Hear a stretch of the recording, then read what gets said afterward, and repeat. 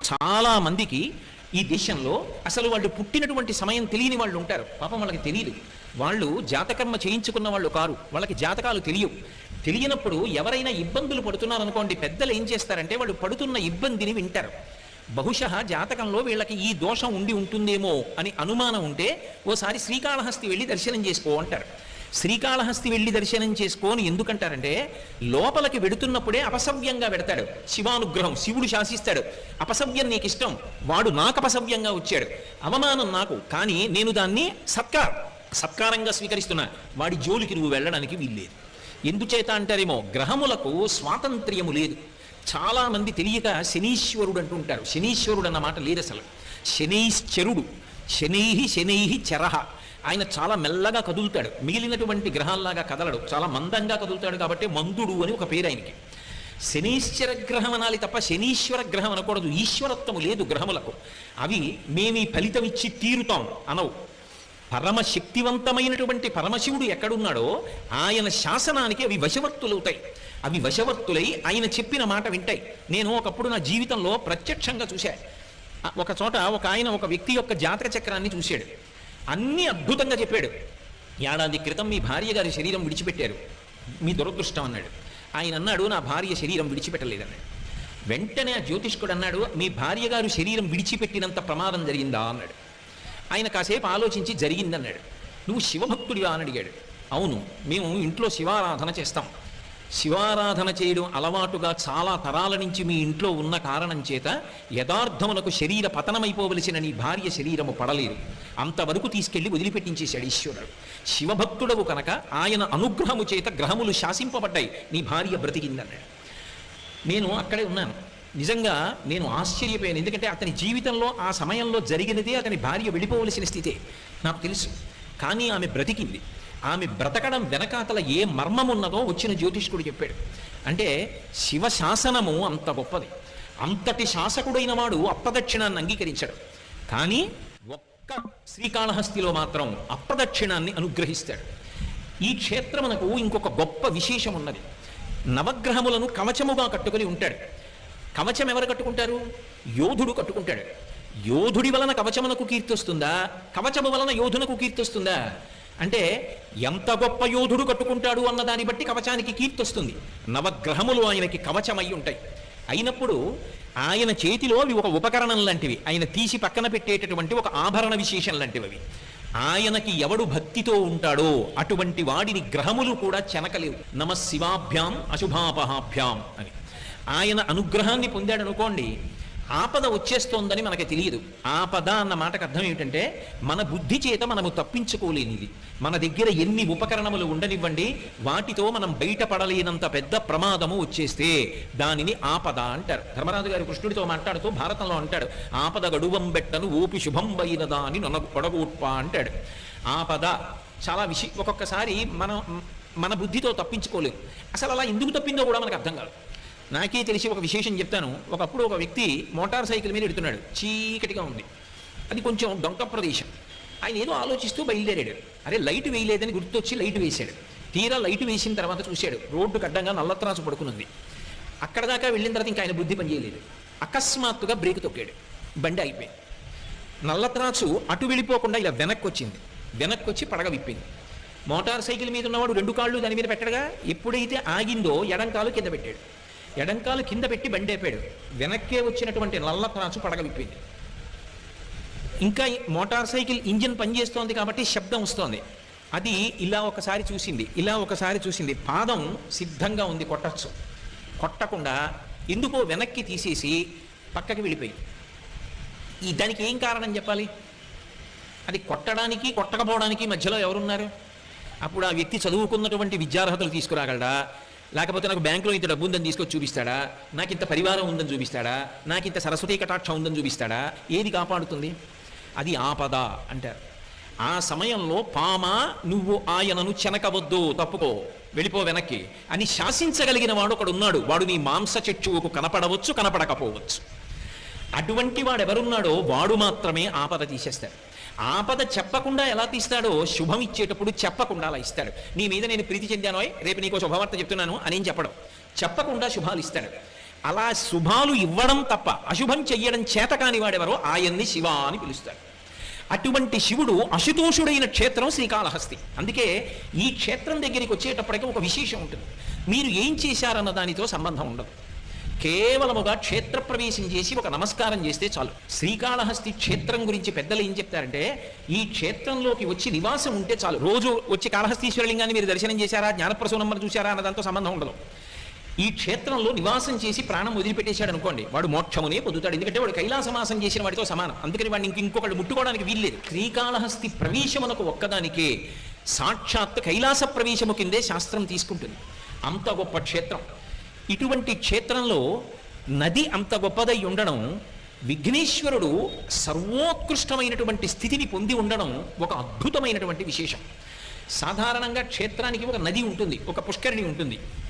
అన్ని వేళలా నది చాలా చాలా గొప్పది, ఈ నది కన్నా ఆ నది అంత గొప్పది అని చెప్పడం సాధ్యం కాకపోవచ్చు. నది నదిగా ఎప్పుడూ గొప్పది, ఏ నది కూడా తక్కువ కాదు, అన్ని నదులు గొప్పవి. కానీ ఒక గంగా నది ఉందనుకోండి, గంగా నది కన్నా అని చెప్పాలంటే దానికి ఒక ప్రమాణం ఉండాలి. గంగా నదితో పోల్చాలి, ఒక ప్రమాణం ఉండాలి. కానీ ఇక్కడ ప్రవహించేటటువంటి నది సువర్ణముఖరి అని పిలువబడుతుంది. సువర్ణముఖరి నది ప్రవాహం ఉన్నటువంటి క్షేత్రం. ఎందుచేత అంటే యథార్థమునకు శ్రీకాళహస్తిలో నది లేదు. ఒకప్పుడు అగస్త్య మహర్షి ఈ ప్రాంతానికి వచ్చి శంకరుణ్ణి పూజ చేసి ఆయన ఇక్కడే తపోవనాన్ని ఏర్పాటు చేసుకుని తపస్సు చేశారు. అగస్త్యుడు మహాశివభక్తుడు. ఆయన పాద స్పర్శ పొందినటువంటి ప్రదేశం ఇది. అంత గొప్ప ప్రదేశం కాబట్టి అగస్త్యుడు తపస్సు చేస్తున్నటువంటి సమయంలోనే ఇక్కడికి ఋషులందరూ వచ్చారు. ఆయన ఎక్కడుంటే అక్కడ ఉంటారు ఋషులందరూ. అసలు మీకు ఇంకొక ఆశ్చర్యకరమైన విషయం చెప్పాలి అంటే, లోకంలో అందరూ దేవతల్ని ఆరాధన చేస్తారు. అగస్త్యుడు ఎక్కడైనా ఉంటే దేవతలు తమ స్థానాలు పెట్టుకుంటారు. నేను రోజు వచ్చి ఇక్కడ కూర్చుంటాను అగస్త్యుడిని చూడడానికి, అందుకని ఇది నా స్థానం అని చెప్పి ఏ దిక్కున ఉండవలసిన దేవత ఆ దిక్కున ఆశ్రమంలో కూర్చుంటాడు. ఎందుకు కూర్చుంటాడో తెలుసా?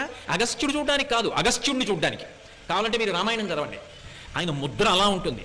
పరమశివుడుగా ఉన్న భగవంతుడు కూడా ఆయన వలన ఉపకారమును పొందుతాడు. పార్వతీ కళ్యాణంలో భూమి యొక్క భారాన్ని నిలబెట్టినవాడు, సూర్యగమనం కోసమని వింధ్యపర్వతం యొక్క అహంకారాన్ని అణిచినటువంటి వాడు, కాశీపట్టణం మీద అంత మక్కువ కలిగినటువంటి వాడు, ద్రవిడ దేశానికి కావేరీ నది ప్రవాహాన్నిచ్చి వ్యాకరణాన్నిచ్చి అనుగ్రహించినటువంటి వాడు, అంతటి మహానుభావుడు అగస్త్యుడంటే.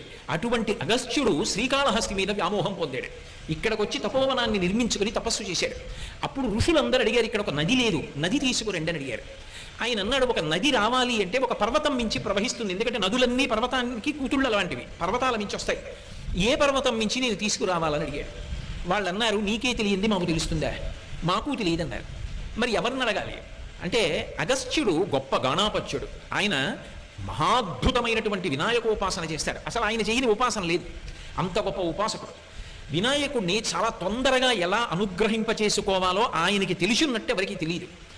ఆయన ఒక మాట చెప్పాడు, గజాసుర సంహారాన్ని పాతాళలోకంలో గణపతి చేశాడు, అందుకని కపిలవర్ణం పొందాడు, అందుకని కపిలుడు అని పేరు పొందాడు. ఇప్పుడు కపిలుడు అంటే నల్లగా ఎర్రగా రెండు రంగులు కలిసి ఉంటే కపిలవర్ణం అంటారు. చాలామంది కపిలవర్ణం అంటే నల్లా అంటుంటారు. నల్లావు కాదు, నలుపు ఎరుపు కలిసి ముద్ద రంగు పొందితే కపిల ఆవు అంటారు, కపిల గోవు అని పిలుస్తారు. ఆయన గజాసురుణ్ణి చంపాడు. ఏనుగు ముఖం ఉన్న వాడి చేతిలో తప్ప నేను మరణించానని వరం అడిగాడు గజాసురుడు, అనుగ్రహించాడు పరమాత్మ.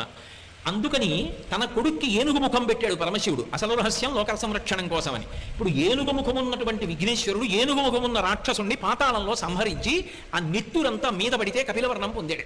పొంది పరమ సంతోషంతో పాతాళంలోంచి భూమి వివరం చేసుకుని పైకొస్తున్నాడు. ఆయనకి అమ్మ అంటే విశేషమైనటువంటి ప్రీతి. కంచి కామకోటి పీఠాధిపత్యం వహించినటువంటి చంద్రశేఖరేంద్ర సరస్వతి మహాస్వామి వారు ఈ క్షేత్రం గురించి ఒక మాట చెప్తుండేవారు. వినాయకుడితో కలిసి జ్ఞానప్రసూనాంబ ఈ క్షేత్రానికి వచ్చింది అని చెప్తుండేవారు. అటువంటి వినాయకుడు పాతాళంలోంచి పైకొస్తున్నాడు. అగస్త్య మహర్షి వెళ్ళి ఆయనని ఆరాధించవలసినటువంటి రీతిలో ఆరాధన చేశాడు. ఆయన వెళ్ళి గణపతిని దర్శనం చేశారు. అందుకే ఇక్కడ పాతాళ గణపతి. ఇంకొక పెద్ద విశేషం ఉంది. అసలు గణపతి ఎక్కడుంటారు అంటే మూలాధార చక్రమునందు ఉంటాడు. మూలాధారం అన్ని చక్రాల కిందకుంటుంది, బుధస్థానమునందు ఉంటుంది. కాబట్టి మూలాధార క్షేత్రస్థితం అని ముత్తుస్వామి దీక్షితారు వారి కీర్తన. మూలాధారం కిందకు ఉండాలి కాబట్టి ఇక్కడ ఉన్నటువంటి గణపతి మూలాధార సూచనగా కిందకుంటారు, పాతాళ గణపతి అన్న పేరుతో ఉంటారు. సాధారణంగా మీరు ఎప్పుడైనా సరే గణపతి ఉపాసనలో ఒక విశేషం ఉంది. గణపతి తత్వం అంతా 16 అంకె మీద పెడుతుంది. అందుకే ఆ 16 నామములు చదవాలి. ప్రతిరోజు కార్యక్రమం దేంతో మొదలవ్వాలి అంటే విఘ్నేశ్వరుడి యొక్క 16 నామములతో మొదలవ్వాలి. ఒకవేళ నాకు చదవడం రాదనుకోండి, కనీసం నేను ఒక కాగితం మీద రాసుకుని చదవాలి. నాకు అలా చదవడం కూడా రాదనుకోండి, చదివే వాళ్ళు ఇంట్లో ఒక్కళ్ళైనా ఉండాలి. వాళ్ళు నోట్లో చదవకూడదు, మిగిలిన వాళ్ళు చదవడం రాదు కొంతమంది ఉన్నారనుకుంటే ఆ స్తోత్రం రోజు పైకి చెప్పాలి. అందుకే ఆ స్తోత్రం గురించి అంత గొప్పగా చెప్తారు ఇప్పటికీ పెద్దలు. సుముఖశ్చైకదంతశ్చ కపిలో గజకర్ణకః లంబోదరశ్చ వికటో విఘ్నరాజో గణాధిపః ధూమకేతుర్గణాధ్యక్ష బాలచంద్రో గజాననః వక్రతుండ శూర్పకర్ణో హేరంబ స్కందపూర్వజః షోడశైతాని నామాని పఠేత్ శృణుయాదపి. నువ్వన్నా చదువు, శృణుయాదపి కనీసం విను. విద్యారంభే వివాహే చ ప్రవేశే నిర్గమే తథా సంగ్రామే సర్వకార్యేషు విఘ్నస్తస్య న జాయతే. దేనికైనా సరే ఇది చదవవలసిందే. ప్రవేశే నిర్గమే తథా, అసలు రహస్యం అంతా అక్కడ పెట్టారు. లోపలికి వచ్చినా బయటికి వెళ్ళినా, ఏ లోపలికి వచ్చే బయటికి వెళ్ళడం అసలు అది పెద్ద విశేషం ఆ స్తోత్రంలో. ఈ 16 నామములను మాత్రం నువ్వు చెప్పి తీరాలి. ఒకవేళ నువ్వు చెప్పడం చేత కాకపోతే ఇంట్లో ఎవరైనా పైకి చదివితే విను, వినకుండా కార్యాలు ప్రారంభం చెయ్యవద్దు, ఒక రోజు పని మొదలు పెట్టవద్దు అని పెద్దలు చెప్తుంటారు. 16 నామముల మీద ఆయన తత్వం నడుస్తుంది. ఒక్క శ్రీకాళహస్తి క్షేత్రానికి మాత్రం ఒక విశేషం ఉంది. ఇక్కడ విఘ్నేశ్వరుడు అగస్త్యుని యొక్క పూజకు సంతసించి ఒక విశేషాన్ని ప్రకటించాడు. 16లో 4వ వంతు ఈ క్షేత్రంలో ప్రవేశించి పాతాళ గణపతి దగ్గరికి వచ్చి చెప్తే చాలు. 4 నామములు పలకాలి. ఇక్కడ గణపతి దగ్గరికి వెళ్ళి అథవా వెళ్ళి అక్కడ నిలబడి చెప్పి బయటికి వస్తుంటే వెనకాతల చాలామంది ఉండిపోతారు కదండి అనుకుంటే, మెట్లు దిగక ముందే నిలబడి 4 నామములు చెప్పాలి. ఏమని చెప్పాలి అంటే గజాననారి అంటే ఏనుగు ముఖము కలిగినటువంటి అసురుడు, రాక్షసునికి శత్రువైనటువంటి వాడు. గజానన అంటే ఏనుగు ముఖం ఉన్నవాడు, అరి అంటే శత్రువు. గజాననారి ఏనుగు ముఖము కలిగినటువంటి రాక్షసునకు శత్రువైనటువంటి వాడా. అలాగే అగస్త్యుని చేత స్తోత్రము చేయబడినటువంటి వాడా. కనీసం నామంగా అక్కర్లా, ఇలా చెప్పినా చాలు. 3వది పరమ భాగవతోత్తములైన వారు ఎవరుంటారో వాళ్ళ యొక్క ఈప్సితములను నెరవేర్చేటటువంటి లక్షణము కలిగినటువంటి వాడా. ఈ 3 నామములు చెప్తూ ఆయన యొక్క రూపం గురించి, ఆయన వచ్చిన ప్రదేశం గురించి చెప్పేటప్పుడు పాతాళ వివర స్థాననే నమః, పాతాళ వివరమునందు లేదా భూవివర స్థాననే నమః, భూవివర నివాసాయ నమః. భూవివరము అంటే లోపలికి వెళ్ళినప్పుడు ఉండేటటువంటి ప్రాంతం, అక్కడ ఉన్నవాడా. ఈ 4 నామములు చెప్పాలి. ఈ 4 నామములు కనీసం దేవాలయం దగ్గర ఓ బోర్డు అన్నా ఉండాలి తెలియని వాళ్ళ కోసం. ఉంటే వెళ్ళేటటువంటి వాళ్ళ 4 నామములు చెప్పి మెట్లు దిగి విఘ్నేశ్వరుణ్ణి స్తోత్రం చేస్తారు, ఒక నమస్కారం చేస్తారు. అంటే 16 నామములు చెప్తే ఇచ్చేటటువంటి ఫలితం ఇక్కడికి వచ్చి 4 నామములు చెప్తే నేను కాపాడతానని ప్రతిజ్ఞ చేశాడు. అందుకే అగస్త్యుణ్ణి అనుగ్రహించి నీకు స్ఫురణలో లేదు, మరిచిపోయావు. ఇంతటి మహానుభావుడివి కూడా. బ్రహ్మగిరి అని దగ్గరలో ఒక పర్వతం ఉంది. నువ్వు ఆ పర్వతం మీద తపస్సు చేసి అద్భుతమైనటువంటి నదిని ప్రవహింపచేస్తావు. దిగ్విజయమస్తు, నీకు ఏ విధమైన విఘ్నం కలగదు, బయలుదేరమన్నాడు. బ్రహ్మగిరి మీదకి వెళ్ళి అగస్త్య మహర్షి తపస్సు చేశారు. శంకరుడు బ్రహ్మగారి ద్వారా కబురు చేస్తే పరమశివుని యొక్క జటాజూటంలో ఉండేటటువంటి గంగా నది సువర్ణముఖరి అన్న పేరుతో ప్రవహించింది. ఎందుకు ప్రవహించాలి ఆ పేరుతో అంటే, సువర్ణం అంటే బంగారం. బంగారానికి 2 రకములైన లక్షణాలు ఉంటాయి. భగవంతుడికి ఏ లక్షణం ఉంటుందో బంగారానికి ఆ లక్షణం ఉంటుంది. భగవంతుడు చూడండి, ఘోర రూపం ఆయనదే, అఘోర రూపం ఆయనదే. సనాతన ధర్మంలో బాధలు పెట్టడానికి, భయపెట్టడానికి ఒకడు, భయాన్ని తీసేసి రక్షించడానికి ఒకడు ఉండరు. భగవంతుడే భయపెడతాడు, భగవంతుడే రక్షిస్తాడు, రెండూ ఆయనే చేస్తాడు. చేసిన పాపానికి ఫలితం ఇస్తున్నాడు అనుకోండి, భయపెడతాడు. అందుకే విష్ణు సహస్రనామ స్తోత్రంలో భయకృత్ భయనాశనః, భయపెట్టేవాడా భయమును పోగొట్టేవాడా రెండూ ఆయనే. మన పాపమునకు ఫలితం ఇచ్చినప్పుడు భయపెడతాడు. అందుకు కదూ రుద్రాధ్యాయంతో అభిషేకం చేస్తుంటే నమస్తే అస్తు ధన్వనే బాహుభ్యాముతతే నమః అని మొదలు పెడతారు. నీ చేతిలో ఉన్న ధనస్సుకి నమస్కారం, ఆ చేతులకి నమస్కారం. రుద్రమన్యవ ఉతోత ఇషవే నమః, నీ మన్యువుకు ఒక నమస్కారం.